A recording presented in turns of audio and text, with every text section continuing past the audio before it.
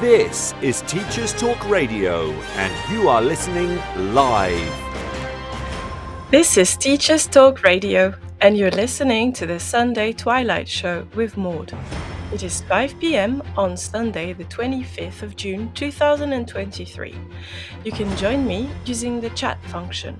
We can discuss today's topic, which is the language deficit in the UK, and we will have an interview with an MFL teacher. Katie, welcome! This is Teachers Talk Radio, and you are listening live.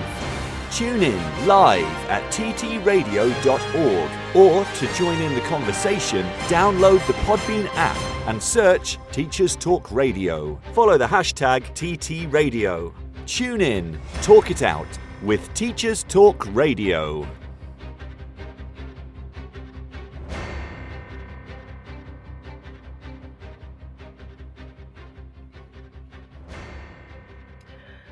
Good late afternoon and early evening, fellow educators and dear listeners. This is my 41st radio show as your hostess, and I'm delighted to share this experience in your company. But first, I have to introduce myself for any new potential listener. I am a French citizen of French and West African ancestry, and I have been living in the UK since August 2008. I'm a professional educator working in a secondary state school in North London, where I teach both humanities and languages, which means French and Spanish, as well as history and geography. I also have experience as a nursery teacher in the charity sector. You can follow me on Twitter at profmfl. All views are my own. Today, I would like to focus on a topic that is extremely relevant in my daily working life as an educator, but also personally. The podcast and the discussion with our interviewee will both be on the topic of the language deficit in the UK. This is mostly relevant to anyone who lives in the UK, parents of children who attend school, people who teach languages, and the curious and savvy. What are the main trends about learning languages in the United Kingdom? Well, if we look at the languages that are taught in secondary schools, the number of people who learn a language has fallen, usually, and it has reached less than 5,349,000 in summer 2022. There is also a very important shortage of students who take a language at their A-levels, so when they're post 16 years old. A-level entries in summer 2022 were only 788,000.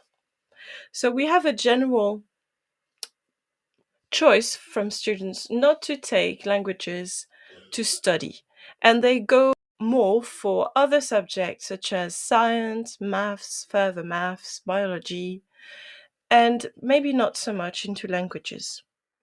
So this means that the UK is becoming a state with a language deficit. There has been many studies done on the matter. An all-party parliamentary group, APPG, for modern languages, was chaired by Professor Mike Kelly, who is a languages advocate and he's an expert. And he said that a lack of language skills actually costs the UK a lot of money. It costs, according to Professor Mike Kelly, up to 3.5% of GDP. And I'm quoting Mike Kelly again.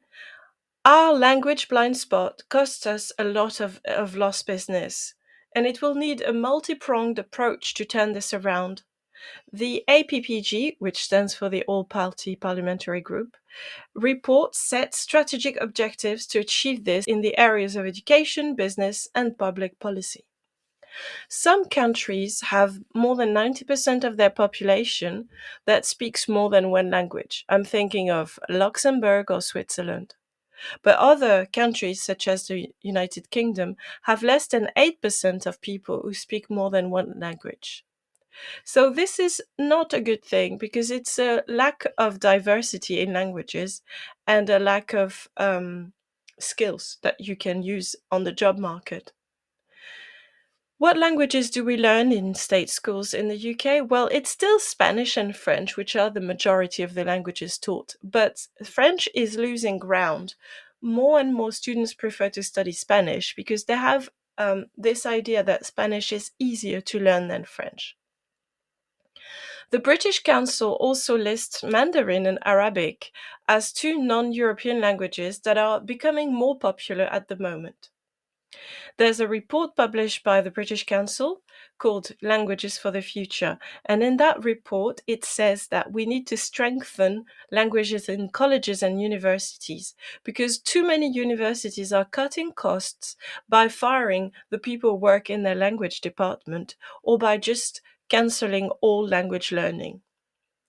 More than 50 universities in the UK have cut courses lately and scrapped departments entirely since the years 2000. So it's a generational loss now. It's been 23 years since the years 2000, and we can see that languages are slowly and slowly being forgotten and left out. According to an online YouGov poll, 4,000 UK adults were asked questions. It was commissioned by the British Council.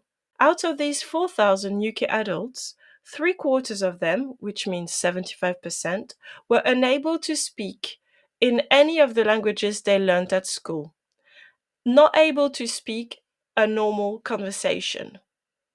So this means that even though some people, the majority of people, have learned a language, they are not able to use it effectively. French was the only language spoken by 15% of these people, followed by German 6%, Spanish 4%, and Italian 2%.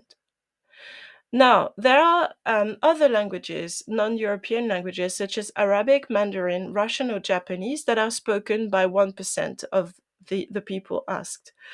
And Portuguese and Turkish are also appearing in this YouGov poll. The problem is, if we only have people who speak English in the UK, we will have small to medium enterprises and companies that won't have the same international reach or range that all other multinationals corporations can enjoy. It is not easy to build relationships with non-English speaking partners or countries if we don't have employees who can access the language. Research by the British Chambers of Commerce showed that 96% of exporters have no foreign language ability for the markets they serve.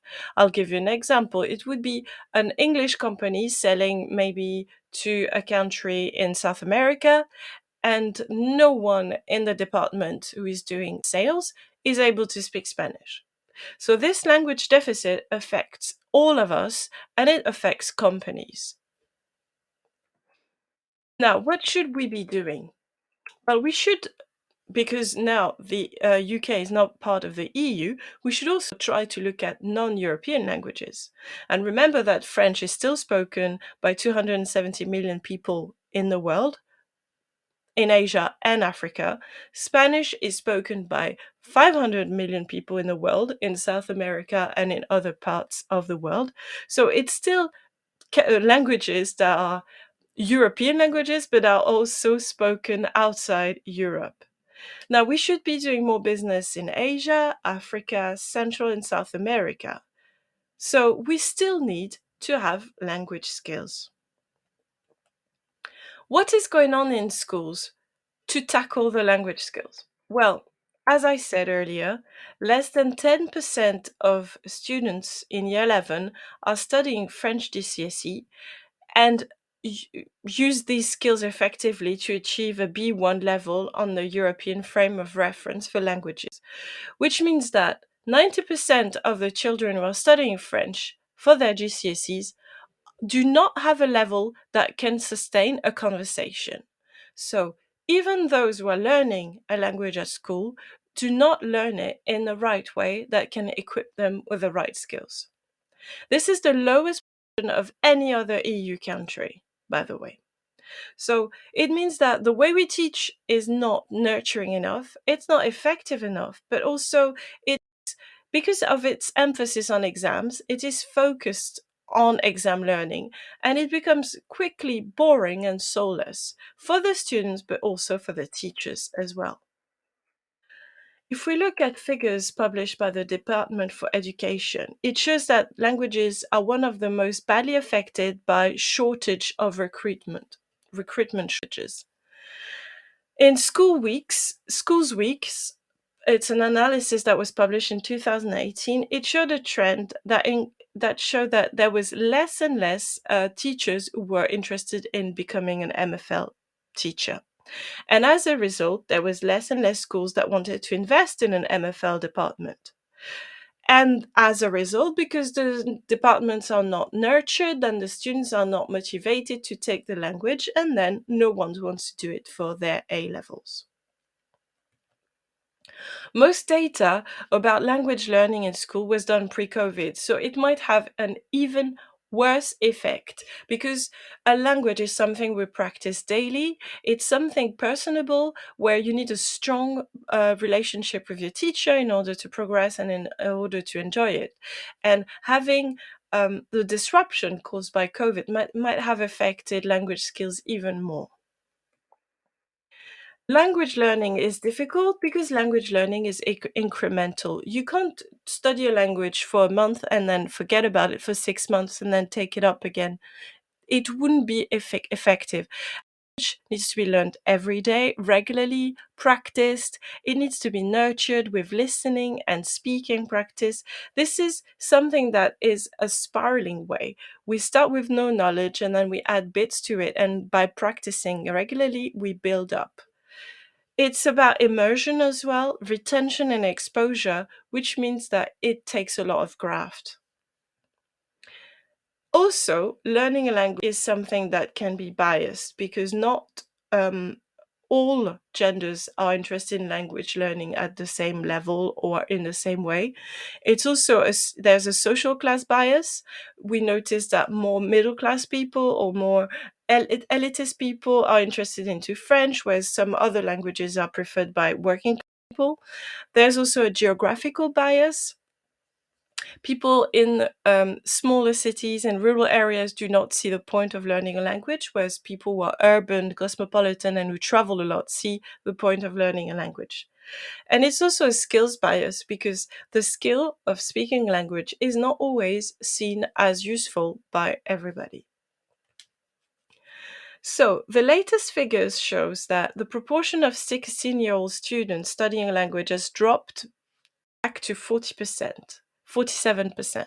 So it's a little bit more than the majority of students, but that's far, far from what the government wants. The government wanted to have all students age 16 learning a language by 2024. Well, it's not going to happen anytime soon, and we need to palliate that state of language deficit. We noticed that there is more people studying a language in London and the Southeast, and that there's more girls studying languages than boys. We also noticed that children who have special educational needs or children who are living in poverty have less access to learning a language. So there is a language crisis in the UK.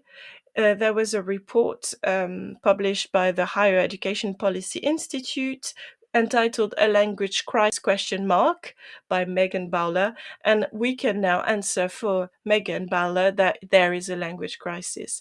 And the languages crisis now is seen in the number of teachers who become MFL teachers. There is less and less teachers who want to be language teachers. The report notes, Megan Bowler's report notes that GCSE entries in German have fallen by, let's listen to that number, 67% in one generation since 2002, and French entries by 62%. It's a massive fall, it's a massive loss. It is really sad. It makes me sad because when we learn a language, we understand a culture and then we're more interested in the people who live in that country. And when we don't learn a language, we feel more like we are on an island and we refuse to open up to other cultures. So it is not a good indictment for the future.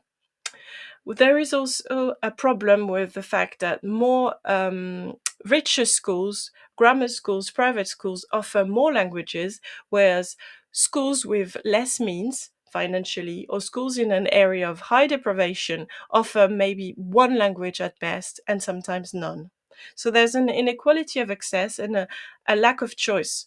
A lot of students are not asked which language they want to choose. They're not given that option, which is a shame because if you choose something, you're more likely to be motivated about it and work hard at it.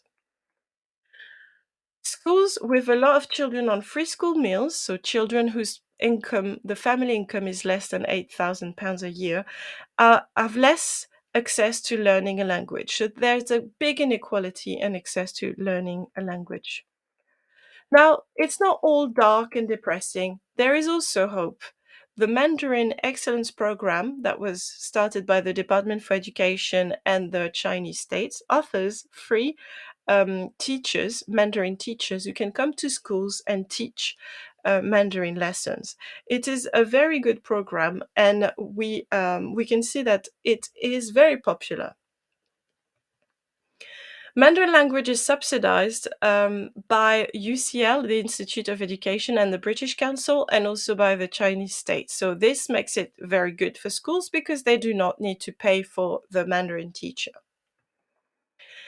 But then it creates a hierarchy of languages. There is the minority languages or the community languages, the languages that are spoken by the people who live in the area, such as Turkish, Urdu, Hebrew, Portuguese.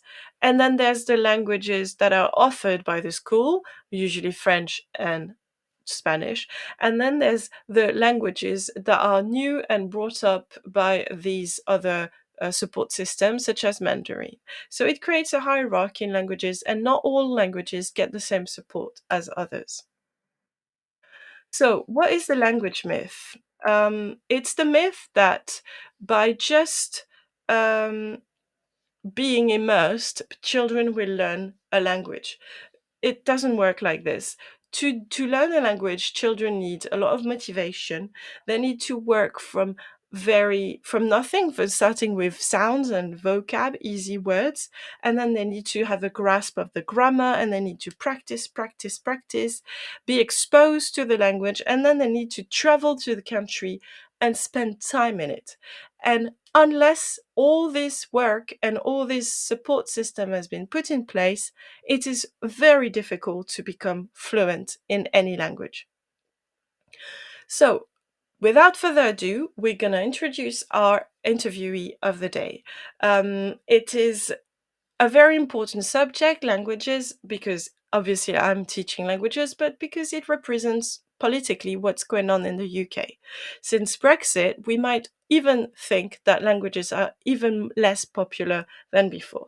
So let's hear what Katie has to tell us about languages. She's an expert in her field, and I'm sure we're going to learn a lot from her.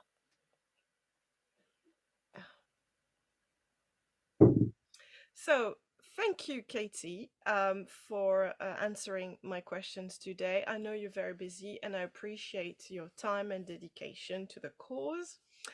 I'm going to start straight in and I'm just going to ask you, how long have you been working in education for? I've been working in education for 12 years. So I became a teacher in 2012 and I spent 12 years teaching, and for 5 of those I was a head of department. And then 3 weeks ago, I've just moved into a new role, working in teacher development, working with trainee teachers and also ECTs. So supporting trainee teachers to achieve QTS and a PGDE, and supporting ECTs with the ECF. So both aspects of teacher development. Okay, so that's a very new role. Very new, yeah, 3 weeks. All So right. 3 weeks ago, I was still in the classroom. Yeah, okay, that's fine. So you have plenty of experience. Can I ask you, did you go to university to do your PGCE, or was it a different program you Yeah, so I did a university-based PGCE, and I did it at the University of Cumbria, but pre it being called the University of Cumbria, it was called St Martin's Teacher Training College. And so it's quite famous for quite a specific methodology of teaching languages. Colin Christie being sort of the most famous kind of face of the methodology. So it's a very it's about 100% target language, and it's a very immersive way of teaching languages. So although that's actually not the way I taught once I was a classroom teacher, it was a really great PGC to do because it was very MFL specific. It wasn't generic at all. All of my lectures were only with MFL teachers. I was never with teachers of other subjects, like I know many people are on other Yes. PGC courses. So it was a completely MFL specific PGC, which I think was such a great start to my teaching career, because even though it was very specifically training us to teach one methodology, and even though it wasn't the methodology I ended up using myself as a teacher, it nonetheless was a very a very instructive year, because we spent so long just talking about MFL teaching, which I think is quite different to other teacher training courses. So I feel really Yes. lucky to have graduated from the University of Cumbria. And which languages do you teach? So French is my main language. I studied French at university, but I have taught Spanish, like many MFL teachers. Yes. I've picked up languages along the way. Whether you And like it or not. yeah, exactly. Unfortunately, MFL gets considered a subject rather than the individual languages being considered a subject. So I have taught Spanish up to GCSE, but French is my main, and I've taught that up to A level. Okay. Yeah, it was a bit of a shock when I came to the country, because I realized that I had to brush up with my Spanish very, very quickly. Yeah. Whereas in France, you even have, if you're a Latin teacher, you usually focus on Latin. You wouldn't even really teach French. So it's a completely different way of seeing teaching. I think in England you focus more on what's transferable, all the skills that you have that you can use in other subjects. And that's maybe also what you were referring to when you said that you did a teacher training that was with a very strong methodology and a very clear way of teaching MFL, and that you might not have used it in your practice, but you still benefited from that training. So I guess that's a very positive way of seeing the training. Now, you did say you didn't use it, and I was wondering, why did you realize when you started teaching in a classroom that that methodology wasn't maybe for you or maybe for your students? Can you tell us more about this? Yeah, so as I was saying, the methodology is about using 100% target language, so not using any English, and using actions and pictures in order to transfer meaning. And it's sort of, if you were reading research, you could call it a communicative language teaching methodology, but it's I guess the reason I didn't end up using it is because it has many benefits. It obviously really promotes excellent listening and speaking skills, but I felt that it didn't promote very good reading and writing skills. And the GCSE, all four skills are equally assessed. So although actually the reality of living in a country and communicating with native speakers is actually having better listening and speaking skills over reading and writing skills actually wouldn't be a problem if you were living in the country. But the reality of children living in England and sitting the GCSE exam, and that being really their end goal, rather than, although they may go on later in life to live in the country, the end goal of their education, as it were, is the GCSE. So I felt like it wasn't promoting reading and writing skills enough. The other thing was it was often leading to a lot of misconceptions, because the actions and the pictures weren't necessarily clear. It wasn't necessarily clear for the students exactly what the words meant. So especially when it comes to translation, you would pick up a lot of, missed meaning. And so I felt like it was just, I was then having to unpick a lot of things, and it was leading to a much higher workload when it came to like marking and assessment, because there ended up being a lot more to unpick. So I think it was kind of partly to do with the reality of the English education system and GCSEs, and partly to do with sort of workload and the impacts that it was having on marking, because of how many misconceptions were coming out. Yes, I completely agree. I had that same realization. We did a method that is used and promoted at a school called Sheem. I don't know if you've heard of it, but we did that at my university, which was Goldsmiths. And I was really for the target language approach because obviously, being French, I do believe it's immersion that makes the language more alive and more easy to learn, I guess. And also, my English wasn't very good up until I went to university, and it's only when I moved to England that my English improved. So I do believe that immersion should always be the end goal, and being in the country should always be the end goal of any language education. I I did realize that if I focused my lessons on target language practice, then I would be too late to cover all the program that we have to cover for GCSEs. So in one way, the exam prevents you from working on that target only approach. So I guess that's the same kind of analysis that you came out with in your practice. Yeah, and I think it is a shame, because I agree with you that in an ideal world, the outcome of language learning should be to be able to communicate with native speakers and to live in that country. And that's obviously the hope that we have for all of those our students. And that's obviously what happened to us. You learned English in France and then came to live in England. I learned French in English and then in England, and then went and lived in France. And Yes. and like you say, it wasn't until I lived in France that I became properly fluent in French.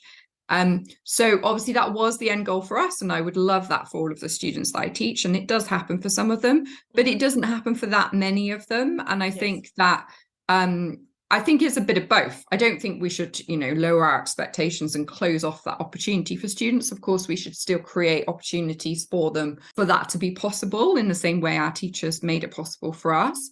But I also think that we have to understand that it isn't the reality for all students, and therefore we still have to serve them well. And even if they don't use it, having a good GCSE qualification is going to serve them well in life. And so we need to make sure that they're adequately prepared for that exam, because otherwise we are doing them a disservice, even though it's maybe not our dream end goal for their language learning. Completely. I mean, we've been hired by a school to provide a good training so that they can succeed at their GCSE. So we can't ignore that for sure. Now, I was wondering, when you used a slightly different approach in your practice, was it an approach that you had as a student? Do you think your approach that you developed in your classroom was influenced more by what you learned and how you learned as a student? So what I ended up doing as a teacher is kind of combining some ideas from a couple of different practitioners. I kind of got some ideas from Barry Smith, who was the deputy head of Michaela School, and it definitely influenced the methodology that Michaela used to teach French, which is very much based on parallel texts. And then also, quite a famous MFL teacher, Gianfranco Conti, who uses sentence builders. And obviously his EPI methodology is very famous. And I wouldn't say that I used a sort of Barry Smith parallel text Michaela type methodology exclusively. And I wouldn't say that I used an EPI methodology exclusively. I kind of took ideas from both and kind of packaged them together in my own way. But I guess the sort of if I was to say like the one thing that would explain the way I taught languages was that I didn't use actions, I didn't use pictures. I used translation. So I always provided the English in full for students, the meaning written down. And I always, so that was kind of one thing. And the other thing is that I always presented new language in sentences. So I didn't present language in single words. And it's interesting, I think, thinking about, is that the way I learnt languages or not? So I did French and Russian at school, went to a perfectly normal school, but for whatever lucky reason, we got to do Russian. And I was taught French in kind of quite a traditional way, a way I imagine a lot of people were taught languages. I was taught nouns separately, I was taught adjectives separately, I was taught verb paradigms separately, and I had to put all of those grammar pieces together. And it was a very grammar first approach. But the way I was taught Russian was like much more the way I was taught MFL, which was that I was taught Russian in complete sentences. I wasn't provided with the English translation that was provided through actions and pictures. So I guess it was kind of also a bit of the sort of Cumbria Martins method, but it definitely wasn't single words. It was full sentences. And it was a lot of memorizing entire sentences and entire passages that were broken down afterwards. And when I was a child, I remember always thinking when I had like a speaking exam coming up, I would always feel really confident about my Russian speaking exam because I knew that I could say lots of sentences in Russian that flowed and I didn't need to stop and think because I could just flow off quite a lot of Russian. Whereas when it came to like writing exams and translation exams, I always felt much more confident in French because I understood the grammar and I could think about what tense it was and what the verb ending was. And I also did Latin at school. And that's obviously the only way you can really teach Latin because you're only learning to read it. You're not learning to speak it. And so it kind of also I could use some of my Latin knowledge. So I always used to think that I was better at school. I always used to think I was better at French. So I think if you'd asked me when I was a child, I would have said that's a better way to teach, even though I ended up teaching a bit more like how my Russian teacher taught. But then when I went to sixth form, I was so much better at A-level Russian. I got a higher grade than A-level than I did get in A-level French. And I was so much more sort of successful. Like in A-level lessons become a lot more sort of a bit like seminars and you sit in a circle and you speak and you have debates and things like that. And I had loads to say, kind of just say stuff in my Russian lessons, but I wasn't in my French lessons because I had to stop and think and break it down and think about my verb endings. So it's interesting because I think if you'd asked me when I was at GCSE, I would have said, oh, if I become a language teacher, I didn't know I was going to be a language teacher at that age, but if I become a language teacher, I'm going to teach like my French teacher.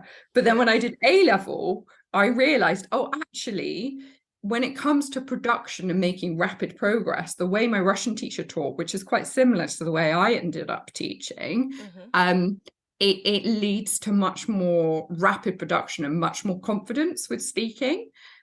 So I think it depends, I guess, what you're trying to achieve and on the child's perception and on their strengths. Some children, quite like grammar and quite good at grammar, whereas others like speaking.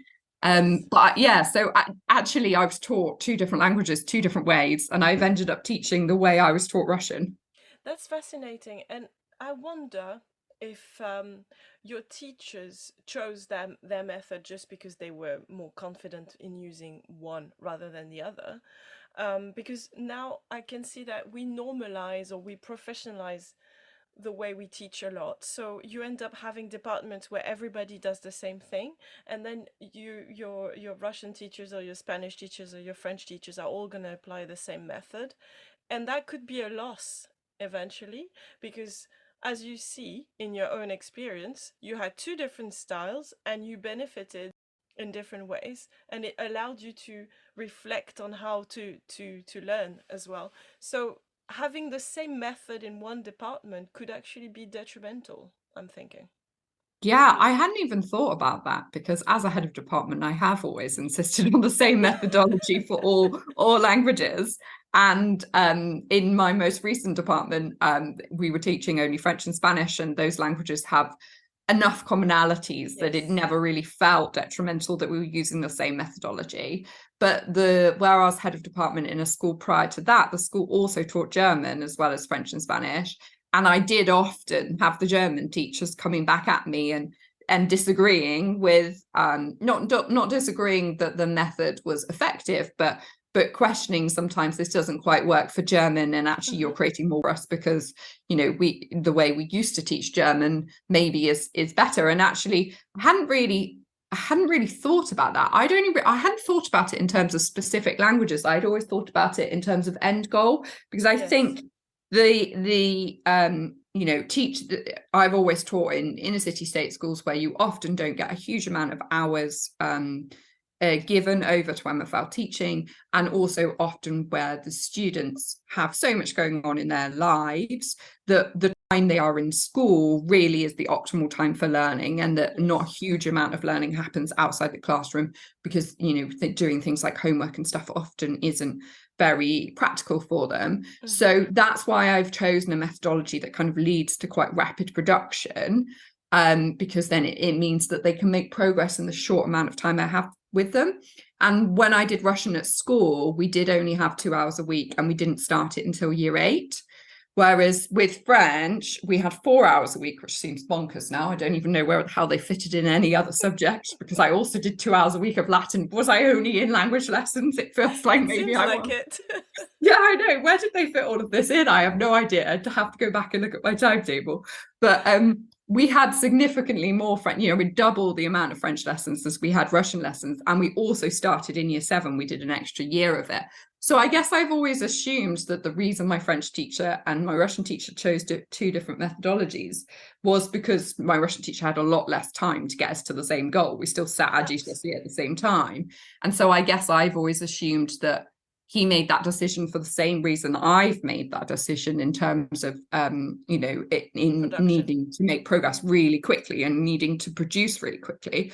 I guess I'd never really thought about the fact that obviously French and Russian are 2 very different languages, different alphabet, and different grammatical structures. I mean, very different. And Russian and German have much more in common than in terms of the way the language works, the grammar and the cases and things like that. So actually, you're right. Maybe it's okay to teach French and Spanish with the same methodology, but maybe we shouldn't be teaching German and Russian with the same methodology as French and Spanish. That's an interesting question. Perhaps, and you see, that's the point of having these discussions with other MFL colleagues, is that we realize that there's things we think we take for granted, and then suddenly we realize it might be a different situation. So I'm really interested by how this discussion is evolving.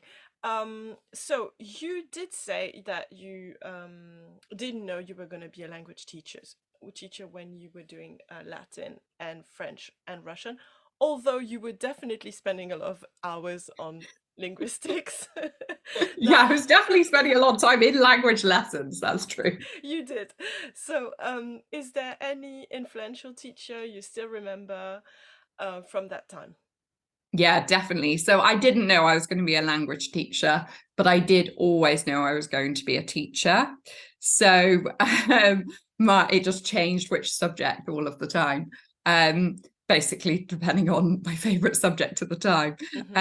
But I don't remember this because I was only 4 years old, but apparently I came home from my first day of reception and said to my mum, when I grow up, I want to be like Miss Jones, who was my reception teacher.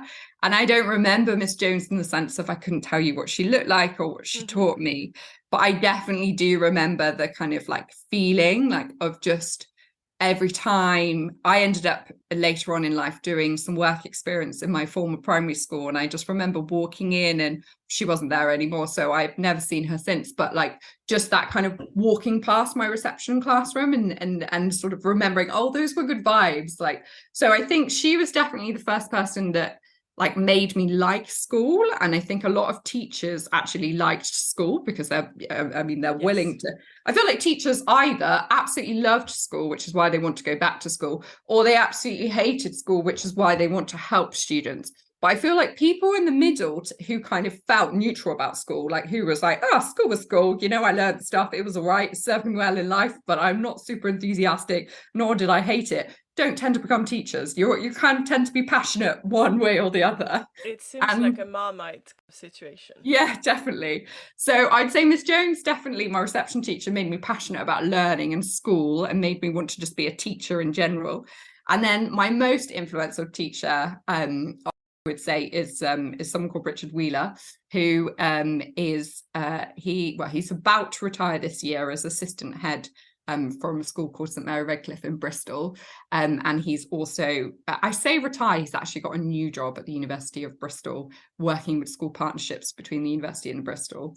So he's still staying in education, and he was just the best teacher I've ever had. He was my philosophy teacher. I did A-level philosophy.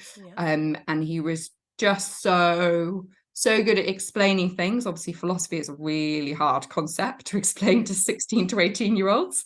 And he was just so good at explaining it and so thoughtful. So it's a faith school, so a lot of people in the classroom were Christian, but philosophy is ethics. It's not religion specific. So obviously it's a subject you have to teach with a huge amount of sensitivity to people's different religious views, and he was so good at that. And also, despite being an assistant head, so a busy man, he was always available. Like if you ever saw him in the corridor and said, oh sir, can I just ask you about my homework, he never said send me an email, which is what I know I've definitely said to kids when they've stopped me in the corridor. We all have. I don't remember Richard ever saying send me an email, and we've stayed in contact. So I ended up babysitting his kids and ended up being in an orchestra with one of his daughters, and he still lives around the corner from me because I still live where I grew up.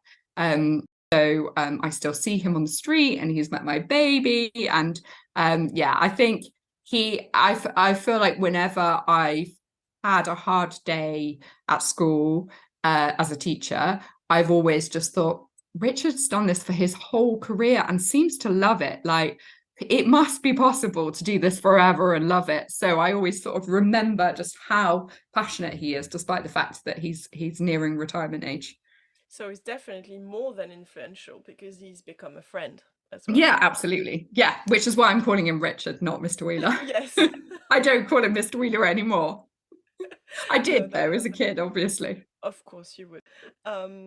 So important to feel safe and welcome at school, and this is what Mrs. Jones did to you. And then someone who brings lots of warmth in their teaching practice and can open up the subject to you and other students. So it seems like these are the things that you really cared about in your teachers. I'm going to pause the recording because we are going to listen to the news.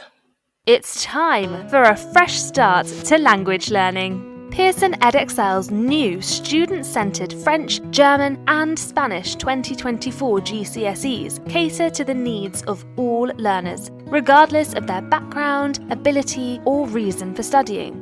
Rooted in learned language knowledge, their assessments are transparent and accessible, allowing all students to showcase their language skills. Through inclusive and relatable content, the new Pearson EdXL MFL GCSEs build a shared cultural capital that helps students develop an understanding of and appreciation for the wider world. Find out more at go.pearson.com/MFL GCSE 24. This programme has been brought to you by the Happy Confident Company.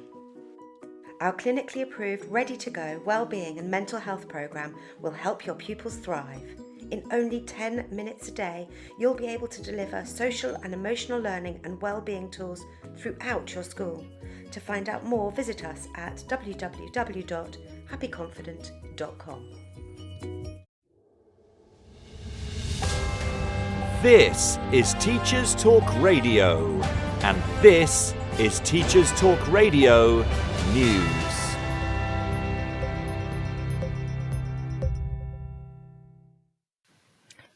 Telegraph reported this week on calls from some academics for schools to ban smartphones. The article refers to devices as extremely dangerous, over fears that they damage cognitive ability. The research by academics in Australia suggests that phones can be hazardous to children, as they have a negative effect on learning, social skills, and mental health. Dr. Mark Williams, an honorary professor of cognitive neuroscience at Macquarie University in Sydney, is quoted as saying that having a phone in a pocket or bag decreases working memory capacity, and that this means children don't learn as well. He goes on to say that there are zero benefits to smartphones in schools. Dr. Williams went on to add that other research studies have shown that smartphones also link to causes of depression, anxiety, and body dysmorphia. In Spain, phones have been banned from schools in some regions since 2015. University of Valencia academics found that pupils' test scores in some core subjects improved. In the USA, researchers at an Ohio hospital found that screen time led to lower brain functioning, and a study in Malaysia, published in 2020, found that the presence of a smartphone decreased the ability of undergraduates to accurately recall information. The current Department for Education advice in England is that teachers are best placed to make decisions about phones and their use in school. The value of learning a foreign language is often discussed in schools, but in Germany, there have been calls for primary schools to scrap English lessons. The president of the German Teachers Association has said that schools should focus on German reading and maths instead. His remarks come as German students scored lower than their peers in other countries in the International Primary School Reading Survey. Heinz-Peter Meidinger told German broadcasters that focusing on English was a wrong priority, and that more attention should be paid to reading skills, writing skills, and arithmetic. The BBC reports that MPs have launched an inquiry into Ofsted school inspections, looking at how useful they are to parents, governors, and schools in England. Education Select Committee Chairman Robin Walker said Ofsted had an important role, but that there had been a groundswell of criticism in recent months. Ofsted itself has said it welcomed the inquiry, but that it had already made changes. MPs will consider how inspections affect the workload and well-being of school staff and pupils, and what contribution its reports make to helping schools improve. The issues likely to be discussed are the current system of awarding one overall grade to a school, and whether it is right to deem a school inadequate if inspectors raise concerns about child welfare. Parents, school governors, teachers and unions will be able to submit evidence alongside the government and Ofsted itself.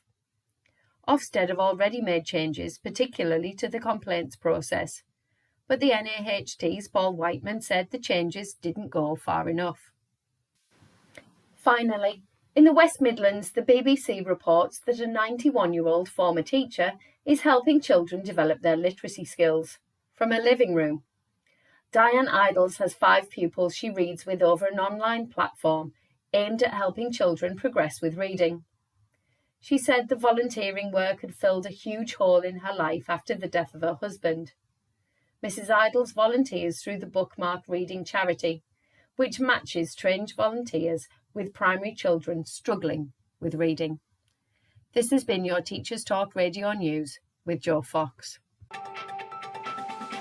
This is 2 Minute Tech with Steve Woods, your tech briefing on Teachers Talk Radio. Hello, this week I'm going to answer the question we all want to know. What is the best presentation software? I do promise to give you an answer this week after leaving you on a cliffhanger, but first, a quick recap for those who missed last week or fast-forwarded me. Considering most lessons delivered in a classroom contain some sort of presentation, it's possible that our students are facing up to 1,000 presentations a year. This isn't a bad thing as we are presenting information, and that's what the software is designed to do. However, like a display, spend ages on, how long does it take before it stops being noticed? Do we really know what experience a pupil gets through a typical week in school? Are they being engaged, or do they know how to look like they are listening? Don't worry, there is no way I'm going to mention slant here if you're thinking that is where I was going next. The answer is There is no best presentation software. As I've already mentioned, there are lots of free and paid for presentation apps out there. The key to success is which one do you choose. This is where a lot of people go wrong. They ask someone else's opinion.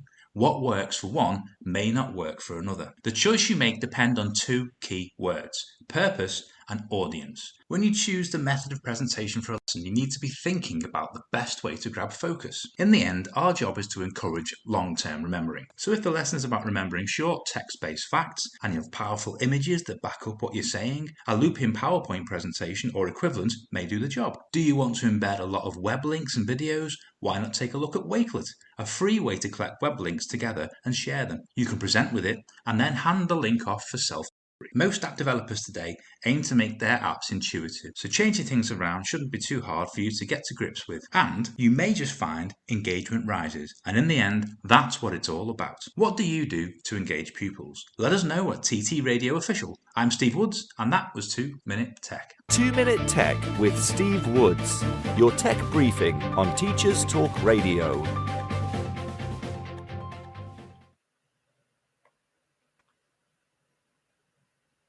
So yes, Katie, you were saying that you had some very inspirational teachers, and I think I did too, and that's why we end up in the job we have.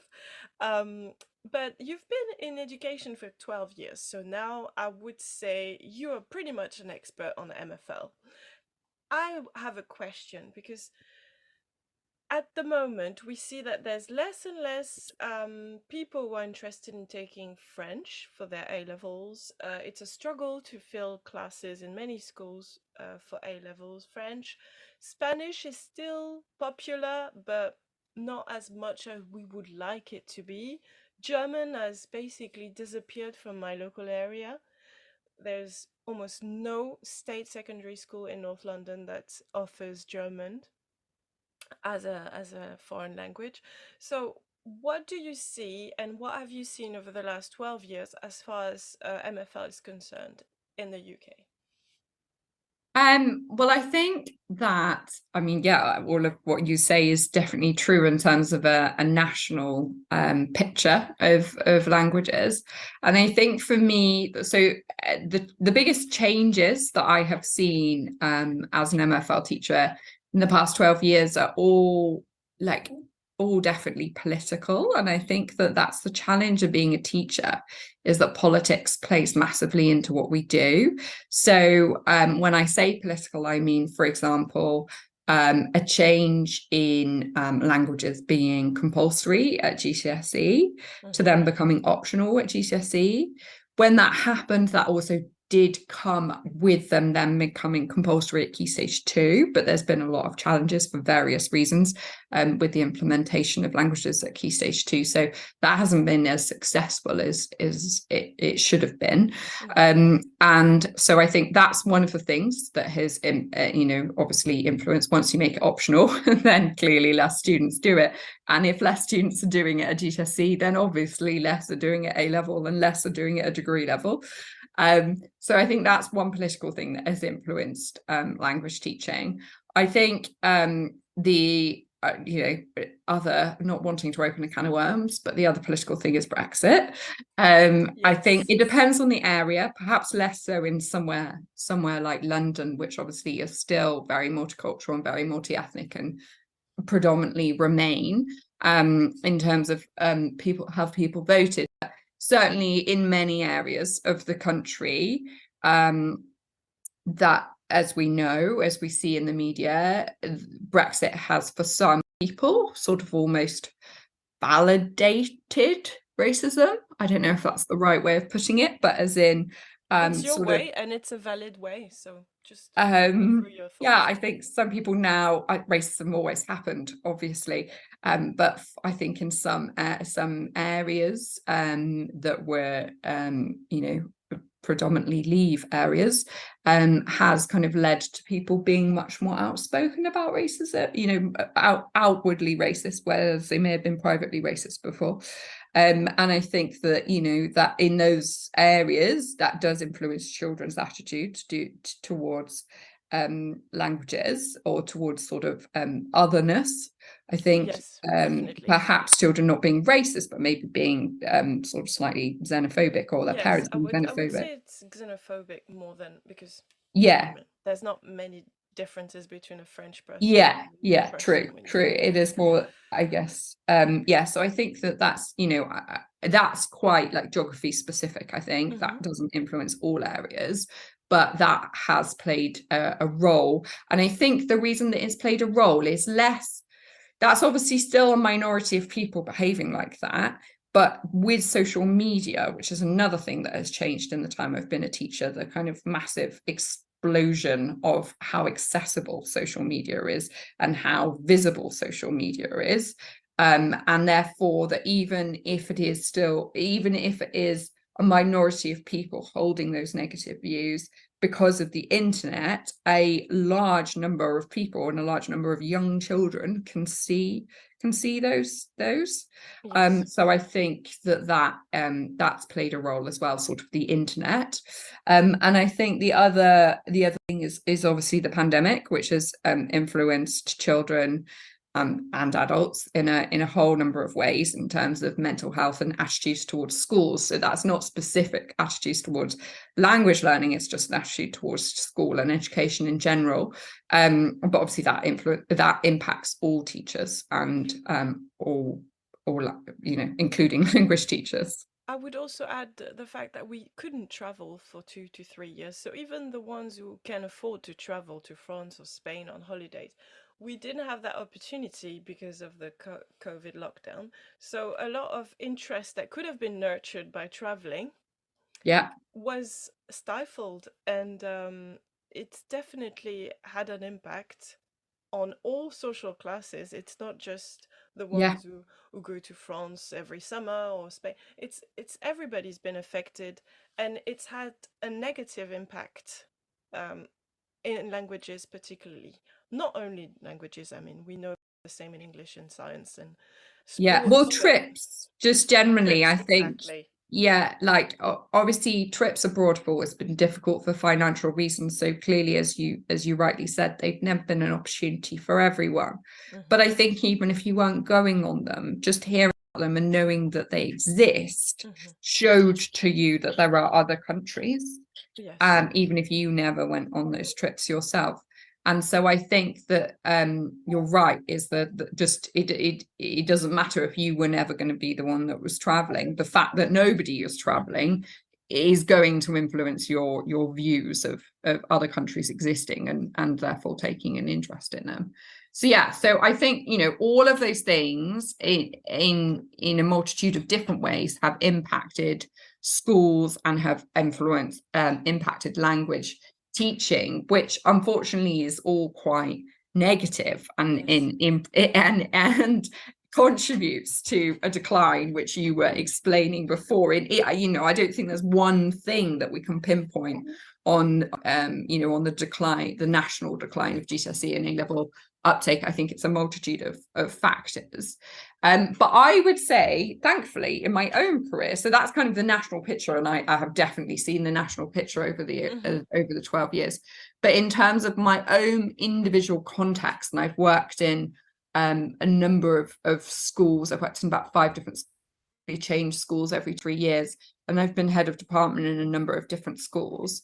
What I've actually seen in the schools I've worked in, with the right curriculum, and I think curriculum design is so important, and I think one of the sort of positives of I mean, but this isn't me saying that accountability and Ofsted are positive. Clearly there's lots of negative things about them, but one of the positives, or perhaps the only positive, is the real focus on high quality teaching, high quality curriculum, and curriculum being very much at the front of what is considered makes a good school, as if they've got a good curriculum, and what is considered making a good teacher is to do with pedagogy and delivery, and professional development has massively upskilled in that area. So I think one of the real positives that I've seen in my career as a teacher is that there's been a huge shift from, I feel like before, it was very much individuals were left to teach their subject and to have their own opinions on how that subject's taught. And I'm sure many of them were brilliant at it, obviously. But there was never a kind of overall view of, what does it mean at this school? What does good teaching look like at this school? What is a good curriculum at this school? And so I think that now there's such a huge focus in schools on really good teaching, on really good curriculum. And so as a head of department, that has having leaders that are really driving high quality curriculum and high quality teaching. I think that that's been such a positive change, and it's made me feel really supported as a head of department, and it's really made me feel like I can influence a lot of change for good as a head of department. So in all of the schools that I've worked at, I've always felt really supported by the senior leaders to make the changes that have been necessary when they have been necessary. They haven't always been necessary, obviously, but when they have been necessary, to ensure that the teaching of languages is really good and that the curriculum for language learning is really good. And I think with the right teaching and the right curriculum, you totally can increase GCSE and A-level uptake. And in all the schools I've worked in, year on year, GCSE and A-level uptake has gone up once we've really made teaching and curriculum a focus. Oh yeah, if there's at the local level in the school want for change or a politics that's supportive of languages, it can definitely make a huge difference. So For sure. Now that you're training the new generation of language teachers, Yeah. what would you like them to have access to as teachers so that they can fulfill this, so that they can nurture a new generation who are going to enjoy learning languages? So what's your vision? What do you think we need? So you mentioned the curriculum, but what else do you think is very much needed for the next teachers? I think what I want for my trainee teachers is for them to be able to have the headspace and the time and the energy to be able to get as passionate and as excited about language learning as I was able to get in my career, and therefore to have the time and energy to design a really exciting curriculum and to bring in, especially, if they've traveled or they're native speakers, all the exciting cultural stuff and all the stuff that makes kids really excited about language learning. I want them to be able to actually have the time to stop and to think and to plan that, and to have time to plan that, and therefore to have the energy to deliver languages and to sell their passion. And I think that only comes with really good behavior in the classroom. And I think that if you are battling with behavior, it's obviously draining and exhausting. So you don't have the energy to make the curriculum amazing. And so I think what I want is I've worked in the last 3 schools I've worked in, behavior has been really good.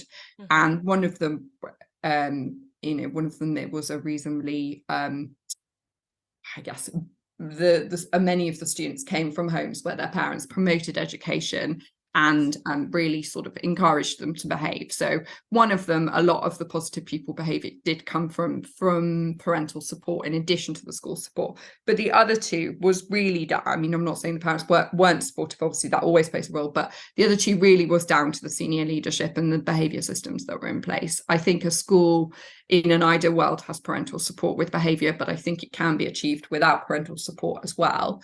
And so I just wish, I know it's possible because I've worked in those schools and I've visited those schools, and I know that children can behave with the right boundaries and the right support in place, support as well, obviously, in terms of pastoral support and SEND support.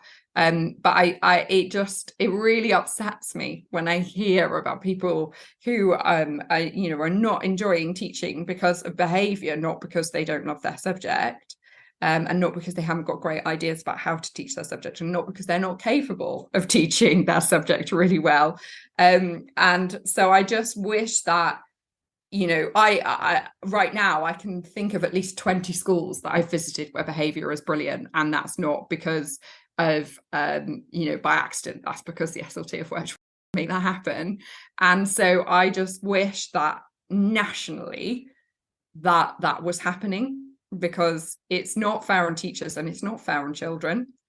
It's a lottery. It's really is a postcode lottery, and it's not just as you said, because parents are always supportive and it's an easier community to deal with.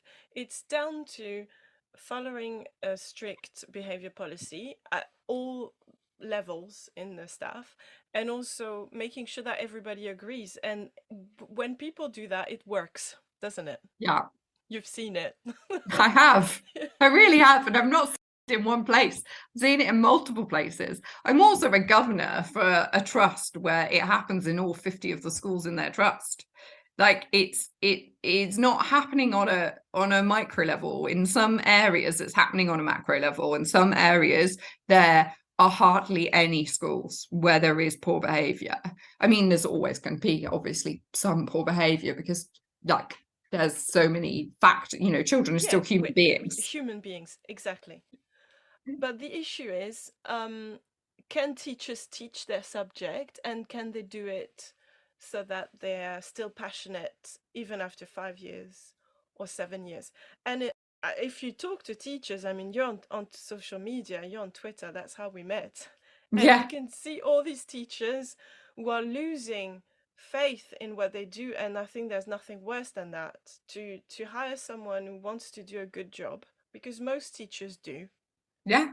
Most teachers actually like to share their love for their subject with other people, children and staff. So most teachers that I've met are good teachers. Obviously, you have affinities. Sometimes you have personalities that shine more than others. But most teachers are usually full of goodwill and know their stuff.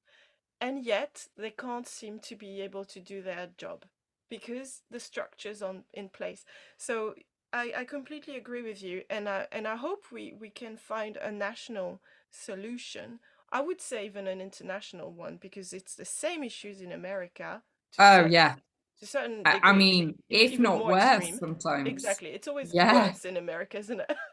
Well, I mean, that's such a stereotype to say it's worse in America, but as in, like, I think one of the benefits we at least have in this system in England is that we have, like, there are certain things that are standardized nationally, and therefore there's certain ways of reporting things and certain ways of sort of learning from things to make sure they don't happen again. But America is, like, their education system is so complicated because it's not national. It's fragmented. It's run by, it's federal, but then also even within federal, because of charter schools, which I know are like academies, and in some ways our academies are allowed to do different things, but actually in many ways they don't. For the most part, they, all kind of adhere to the same thing. Like, you wouldn't drastically know you were in an academy versus a local authority school in terms of many things. There might be a few things, like, I don't know, they might have a extra week at October half term because they fiddled with their inset days or something like that. But whereas I know charter schools can run things very differently, and so if you're on a state with a lot of charter schools, then it's really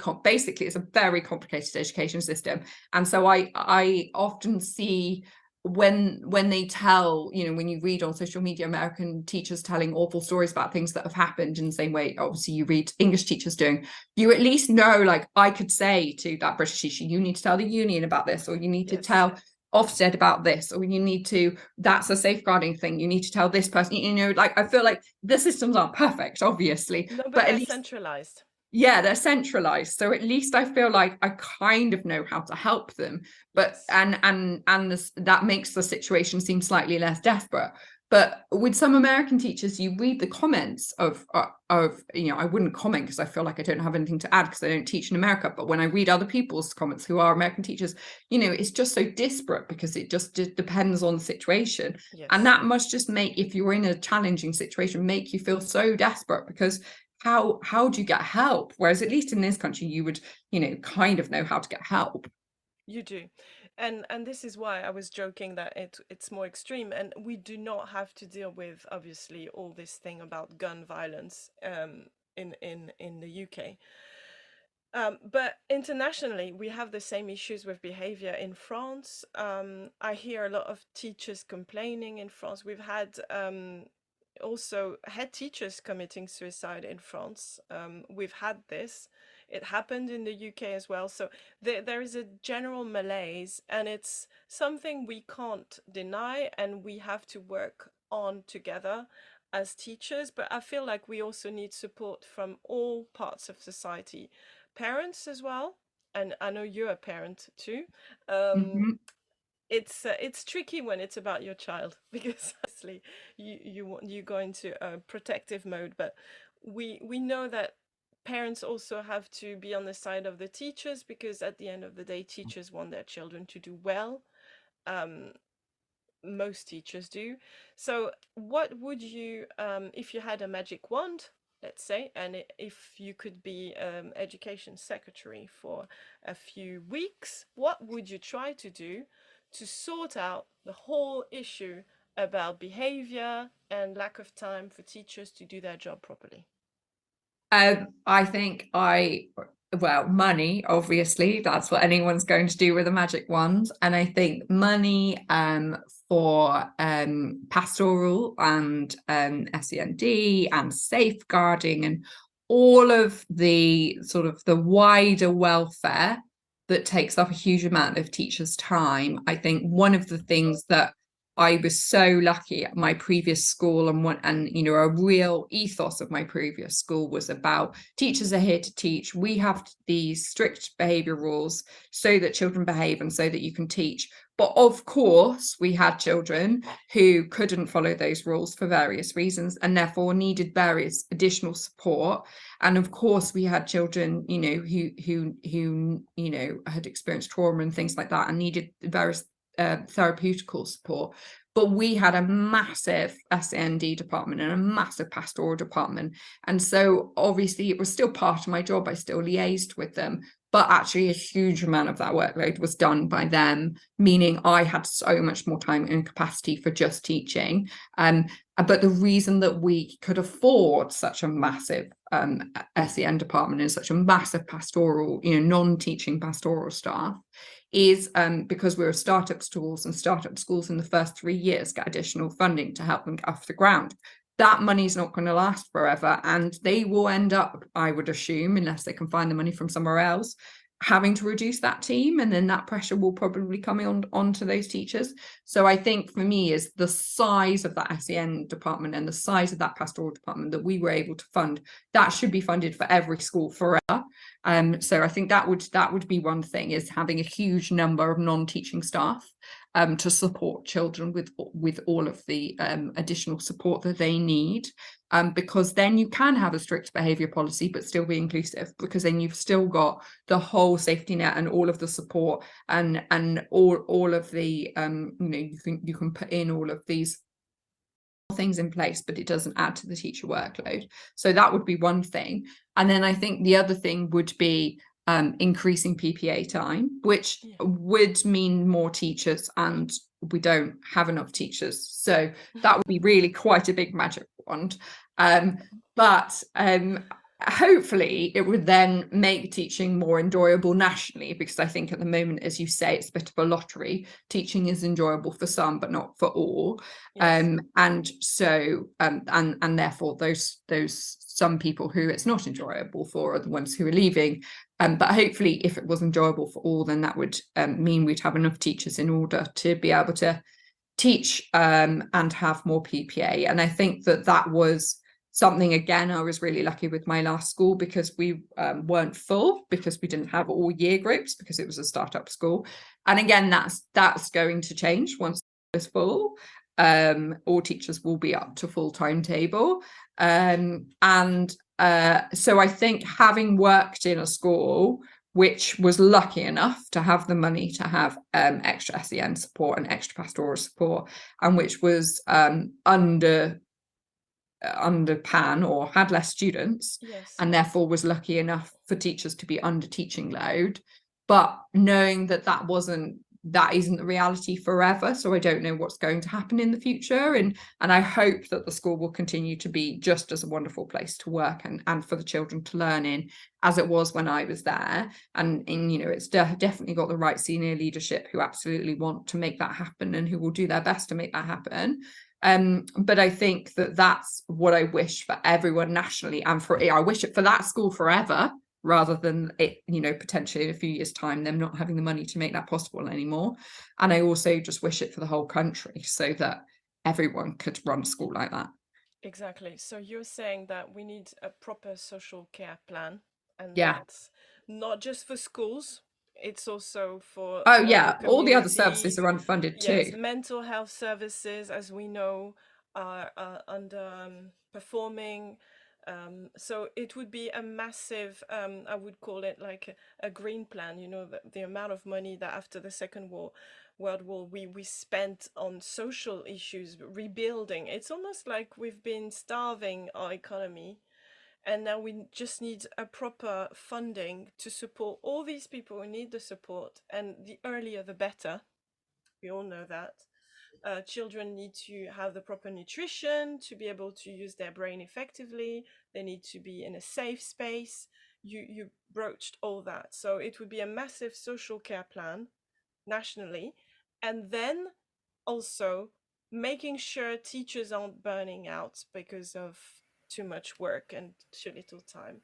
Having enough time to do what we're doing today and discuss their work and find new ideas and new resources, and keep the spark of teaching, because we do like it. It's great when a lesson goes well, and I'm sure you remember it was only 3 weeks ago, wasn't it? Yeah. It's just, you feel such a buzz, when Yeah, the for children sure. are on your side, and you've covered something new, and they're thinking, oh, I learned something today, and this is the best feeling once it works. For sure.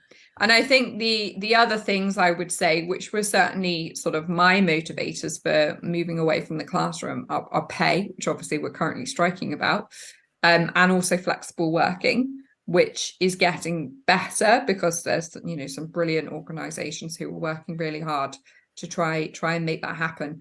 But it's so hard because obviously, I don't want teachers teaching online and working from home. I want teachers in buildings teaching children, and I want children physically coming to school every day.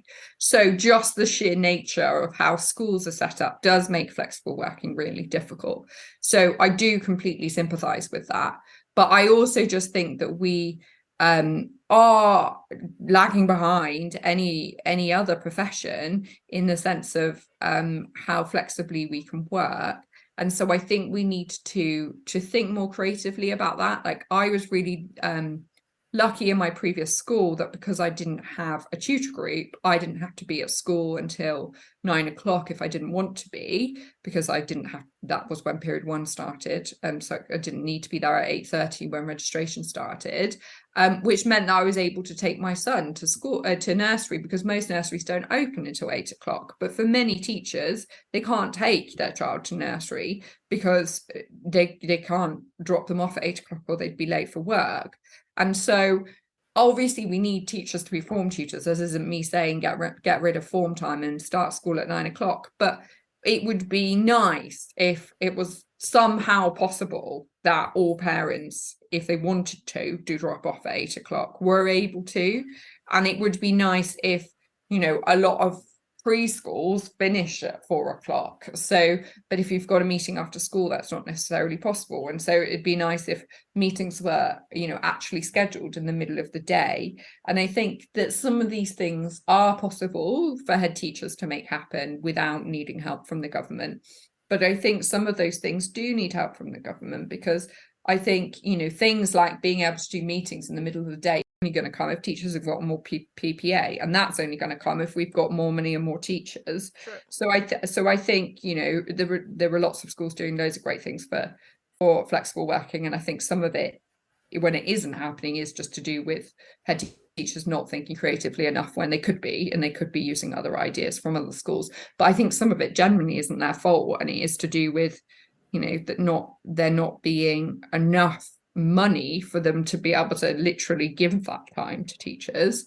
And I think the same with pay. I think when I was so the last teacher strikes were my first year of teaching, my very first year of teaching. Okay. And like 11 years ago. And at the time, I didn't understand why there were strikes, because at the time, I trained in London. So admittedly, I was earning 30,000. I wasn't earning 23, which is what ECTs earn outside of London, which is obviously absolutely no money at all. But as someone who was earning 30,000 as an ECT or an NQT at the time in London, that was very similar to what my now husband, then boyfriend, was earning in his graduate job. And so I didn't feel like I was earning less than other people with a degree. But then, 12 years later, and I'm no longer in London, so I've taken a pay cut anyway, but also, you get to the top, you're on UPS 3, and that's it. And UPS 3 is like 42 grand or something. So it's like literally 12 grand more. So I've had 1 grand pay rise a year. Whereas, my husband is now earning a lot more than that. Yes. In the same amount of time in a different profession. And it isn't just about wanting more money for the sake of it. It's about actually being valued as a professional. And also, it's mostly women who are teachers. 70% of Yeah. staff is women. So there is the gender pay gap there involved as well. And also the fact that a lot of women go into teaching or social care, and then we're paid much less than men who go into different professions. Yeah, it definitely makes you question if there were more men where the pay rises would have happened soon. Yeah. Well, usually that's the rule, isn't it? When it becomes feminized, then the pay goes down. Oh dear. Yeah, like But banking and law, very masculine Exactly. sectors and very well paid. Exactly, but that would be another podcast. Exactly. Time has run out, Katie. I think you are definitely showing us that there's still optimism to nurture. We could do a big change just by implementing a few tweaks, allowing teachers to have a bit of a breather, and also making social care the first step towards change. Before we even consider schools, I think we definitely need to have a social care plan in general in the UK. Thank you so much, Katie. That was lovely. I hope this discussion is giving you ideas that you want to try out, and maybe some discussions with your colleagues about, is it the method we choose? Is it the language that makes us choose a method, or is it a personality thing? That there's lots to discuss into that. So I'm going to stop our interview, and I thank you again for participating. Thank you so much.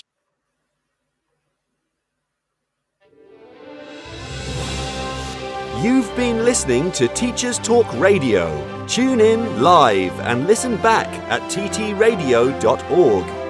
We look forward to hearing from you next time on Teachers Talk Radio.